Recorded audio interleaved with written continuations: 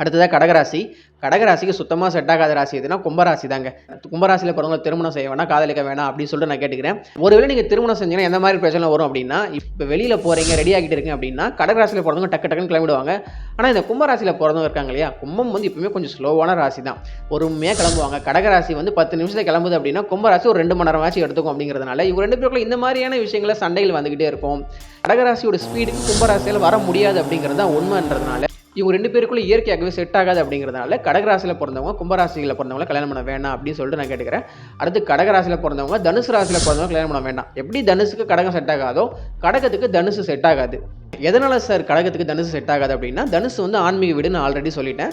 கடகம் அப்படிங்கிறது அன்பு நிறைந்த ஒரு தாய்மை நிறைந்த ஒரு வீடு. தனுசு ராசியில் பிறந்தவங்களும் அன்பாக இருப்பாங்க. ஆனால் கடகராசி அளவுக்கு தன்னுடைய குடும்பம் அப்படின்ற ஒரு பற்று இல்லாமல் உலகம் அப்படிங்கிற ஒரு பற்றோட தனுசு ராசிக்காரங்க இருப்பாங்க. அப்படிங்கிறதுனால பொதுவாக இந்த 2 ராசியில் திருமணம் செய்யும்போது பெருசாக செட் ஆகாது அப்படிங்கிற ஒரு விஷயத்தை தான் நான் சொல்கிறேன்.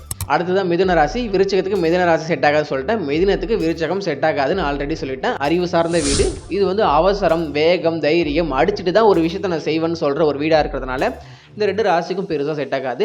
அதே மாதிரி மகரத்துக்கு மிதுனம் எப்படி செட் ஆகாதோ மிதுனத்துக்கு மகரம் செட் ஆகாது. அப்படியே நீங்கள் ஆப்போசிட்டாக தலைகீழாக எடுத்துக்க வேண்டியதான். மிதுனத்துக்கு இந்த விருச்சகமும் மகரமும் செட் ஆகாது. வேற வழி இல்லை சார், எனக்கு மகர ராசியில் பிறந்தவங்க தான் கிடைச்சாங்கன்னா கண்டிப்பாக நீங்கள் மகர ராசியில் பிறந்தவங்க கல்யாணம் பண்ணலாம். விருச்சகத்தை அவாய்ட் பண்ணிக்கிறது நல்லது.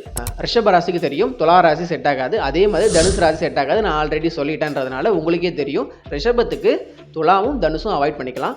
இல்லை சார் எனக்கு துலாம் ராசியில் பிறந்தவங்க கிடைச்சிட்டாங்க கல்யாணம் பண்ணலாம்னா கண்டிப்பாக கல்யாணம் பண்ணலாம். தனுசு கிடைச்சா மோஸ்ட்லி அவாய்ட் பண்ணிக்கிறது ரொம்ப நல்லதுன்றனால தனுசு ராசி, துலாம் ராசி 2 ராசி ரிஷப ராசிக்கு கொஞ்சம் அவங்களுடைய வைப்புக்கு செட் ஆகாத ஒரு ராசியாக இருக்கும். ரிஷப ராசியோட வைப்புக்கு தனுசு ராசிக்காரங்க கொஞ்சம் கூட செட் ஆக மாட்டாங்கன்னு நான் ஆல்ரெடி சொல்லிட்டேன். ஆனால் இந்த துலாம் வந்து சுக்கரனோட வீடாக இருக்கிறதுனால இந்த 2 வீட்டுக்கும் சுக்கரன் தான் அதிபதிங்கிறதுனால இவங்களுக்குள்ள வைப்பு செட் ஆகும் தான், அதில் வந்து எந்த வித குறையும் இருக்காது.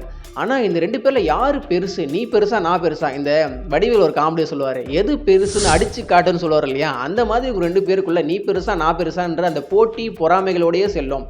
இதனாலே அவங்க வாழ்க்கை போய்கிட்டே இருக்குன்றதுல அவங்களுக்குள்ள ஒரு அந்யூன்யமே இருக்காது. வேறு வழியில் சார் எனக்கு துலாம் ராசியில் தான் கிடைச்சது அப்படின்னா கண்டிப்பாக கல்யாணம் பண்ணலாம். ஆனால் இந்த மாதிரி போட்டி பொறாமையோட உங்கள் வாழ்க்கையை சொல்லும் அப்படின்னு நான் சொல்லிக்கிறேன். அடுத்ததான் மேஷராசி. மேஷராசி கன்னிராசி செட் ஆகாது, நான் ஆல்ரெடி சொல்லிட்டேன். கன்னிக்கு மேஷம் செட் ஆகாது, அது அப்படியே நீங்கள் ஆப்போசிட் எடுத்துக்கோங்க.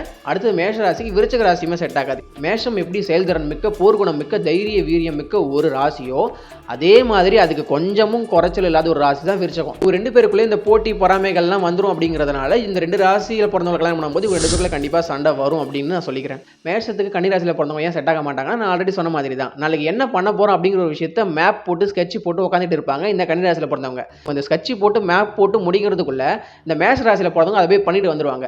நான் சொல்றதுக்கு முன்னாடி எதுக்கு நீ அந்த விஷயத்த பண்ண, என்னுடைய பர்மிஷன் இல்லாமல் உன்னை யார் போய் பண்ண சொன்னது, அவசர கொடுக்கத்தனமா ஏடா கொடுத்தனமா நீ அதை பண்ணதுனால தான் இன்னைக்கு அவ்வளோ பிரச்சனை வந்தது. நான் அதை ஒழுங்காக யோசிச்சு என்ன பண்ணாலும் சரியான வழியில் யோசிச்சுட்டு இருக்க முன்னாடி நீ எதுக்கு அதை போய் பண்ணன்னு சொல்லிட்டு ஒரு 2 பேருக்குள்ள பயங்கர சண்டை வரும். வீட்டுக்குள்ளே அடித்தடி பூரி கட்டையில் அடிக்கிறது, இது போல் எல்லா சம்பவங்களும் இந்த மேஷம் கன்னியில் பிறந்தவங்க கல்யாணம் பண்ணும்போது நடக்கும். அப்படிங்கிறதுனால எனக்கே சிரிப்பு வருது. அதனால இந்த மேஷம் கன்னி வந்து சுத்தமாக செட் ஆகாத ஒரு காம்பினேஷன் தான். மேஷ ராசியோட வைப்பு கன்னிராசி வரமாட்டாங்க, கன்னிராசியோட வைப்புக்கு மேஷ ராசியும் செட் ஆகாது அப்படிங்கிறத நான் சொல்லிக்கிறேன். இப்போ உங்களுக்குள்ள ஒரு கேள்வி வரும், இவர் என்ன தப்பாக சொல்லிட்டு இருக்காருன்னா, மேஷ ராசி, என் ஒய்ஃப் வந்து கன்னிராசி, நாங்கள் 2 பேரும் அப்படிலாம் பெருசாக சண்டை போடவே இல்லை, எங்களை மாதிரி ஒரு கப்பலை பார்த்ததே இல்லைன்னு தான் எல்லாருமே சொல்லிக்கிட்டு இருப்பாங்க அப்படின்னு நீங்கள் கேட்டிங்கன்னா, ராசி பலன் அப்படிங்கிறது ஒரு பொது பலன் தான், இது துல்லிய பலனே கிடையாது. இதையே நீங்கள் முழு பலனாக எடுத்துக்கக்கூடாது அப்படின்னு தான் நான் சொல்லிக்கிட்டு இருக்கேன். அப்புறம் எதுக்கு சார் இவ்வளோ நேரம் இவ்வளோ பேசுகிறீங்க அப்படின்னா, வேறு வழியில் நீங்கள் ராசி பலனை தான் ரொம்ப விரும்பி பார்க்குறீங்க. வெறும் ராசியை மட்டுமே வச்சு இவங்களுக்கு செட் ஆவாங்க இவங்களுக்கு செட் ஆக மாட்டாங்க அப்படிங்கிற விஷயத்த நம்ம துல்லியமாக சொல்லவே முடியாது. இப்போ எப்படி நான் இந்த ராசிக்கு இந்த ராசிலாம் செட் ஆகாது சொன்னோம், அதே மாதிரி இந்த லக்னத்துக்கு இந்த லக்னம்லாம் செட் ஆகாது அப்படிங்கிற ஒரு விஷயத்தை நாங்கள் பார்க்கணும். இப்போ வந்து மேஷ ராசியில் பிறந்த ஒரு ஆண் வந்து கன்னி ராசியில் பிறந்த ஒரு பெண்ணை கல்யாணம் பண்ணுறாங்க அப்படின்னா இவங்க 2 பேருக்குள்ள ஏன் சண்டை வரலாம் அப்படின்னா இவங்க லக்னம் பொருத்தமாக இருக்கும்.